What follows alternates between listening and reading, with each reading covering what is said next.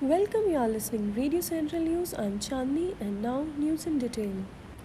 The country's death toll due to the novel coronavirus on Monday crossed the 50,000 mark as 941 more patients come to COVID-19, while the recovery rate reached over 72% after the registration of the highest single-day recoveries of 57,584.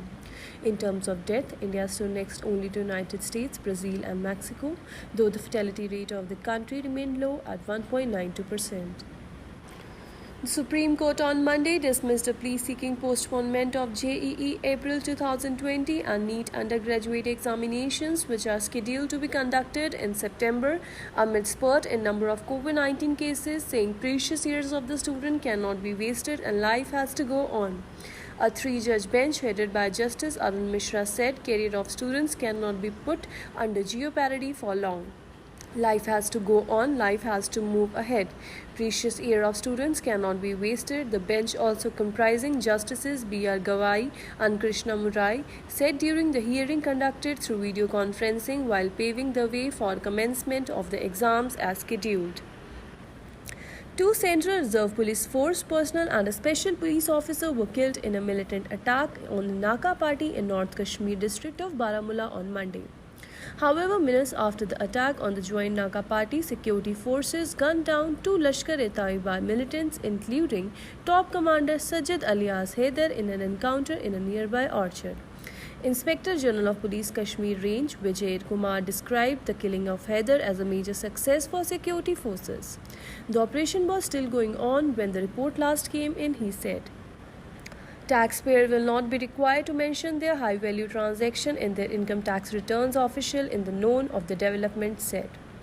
There is no such proposal to modify income tax return forms, an official said, responding to reports of the proposed expansion of reportable financial transaction to include hotel payments over Rs 20,000, life insurance premium payment over Rs 50,000 and health insurance premium payment over 20,000, donation and payment of school colleges fees over Rs 1 lakh a year.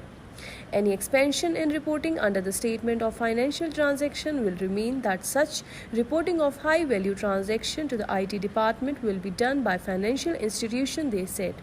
Only third parties would report high value transaction to the IT department as per the Income Tax Act. Such information would be used to identify people who are not paying undue taxes and not examining affairs of the honest taxpayer, they said. There is no such proposal to modify income tax return forms, an official said. The taxpayer would not need to mention his or her high-value transaction in his or her return.